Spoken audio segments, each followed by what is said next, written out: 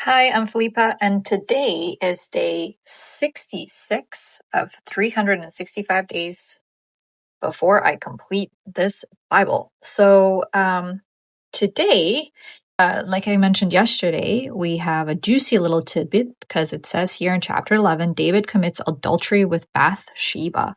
So, Bathsheba is the wife of a Hittite named Uriah. And so David sees her from his kingdom washing herself. He wants her. He sends a servant, and he ends up sleeping with her. And she sends a messenger at some point and says that he got her pregnant.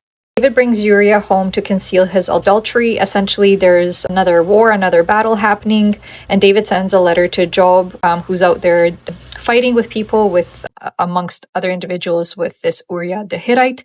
And he writes him a letter. He says, "Send me Uriah." He sends him down, and when David sees him, he tells him, "Go down to thy house, wash thy feet." And he departs out of the king's house, and he sleeps at the king's house with all the servants. And David says, "Why did you not go to your own home?" And Uriah says to him, right in this section here, he says, "The ark and Israel and Judah abide in tents, and my lord Job and the servants of my lord are encamped in the open fields. How can I then go to my house when everybody else is out there, fighting this war?" And so he doesn't go to his house. And so David orders Job to let Uriah die in battle. So he sends a note, actually, funnily so, he sends a note back to Job by Uriah, who's carrying it. And in the note, there is a message saying, put Uriah in the front of the battle and let him get killed. And unfortunately, that's exactly what happens. He gets killed. So Uriah's wife, Bathsheba, she mourns for her husband. When the mourning is past, David sends and fetches her to his house. She becomes his wife and bears him a son. So now Nathan the prophet is sent by the Lord to reveal David's sin with a parable. And the sin is that there was a rich man who had many flocks and herds, a poor man who had nothing but a little lamb, and a traveler who came onto the rich man, and instead of taking his own flock, he ended up taking the poor man's lamb. And it says David was angry at this story, and he said, for sure, this guy in this parable would need to die, and he shall restore the lamb fourfold. And then Nathan says to him, and here in verse 7, "Thou art the man. Thus saith the Lord, O God of Israel, I anointed thee king over Israel, and I delivered thee out of the hand of Saul.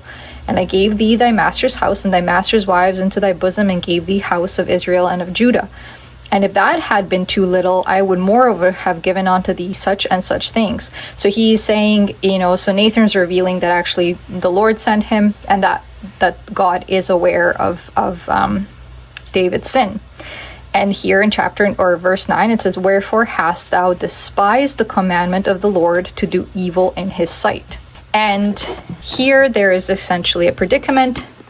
And the Lord says that by this deed, you have not only given occasion to the enemies of the Lord to blaspheme, but the child that is going to be born unto you will also surely die. So I like this part here that says, when these great people are anointed, like prophets and individuals who have a higher expectation of conduct on them, when they sin, they're essentially signaling to other people and giving them kind of like the permission to conduct sins and blasphemy against God. And so David mourns, he prays for the child, he doesn't eat, he lays on the earth. His servants are very concerned. Then they're very concerned after the child dies, because they say, oh my gosh, there's no way he'll get up. But he does. He gets up, he goes back to his house, and he starts eating again. And his servants are even confused, and they said, "So why did you fast and weep for the child while it was alive? But when the child was dead, you rose and ate bread." And he said, "Well, while the child was yet alive, I fasted and wept, for I said, who can tell whether God will be gracious to me, that the child may live? But now he is dead, wherefore should I fast? Can I bring him back again? I shall go to him, but he shall not return to me." And then he basically gets Bathsheba pregnant again. He calls the name of his new son Solomon. And here we just have a small section saying that David defeats the Ammonites and plunders their cities.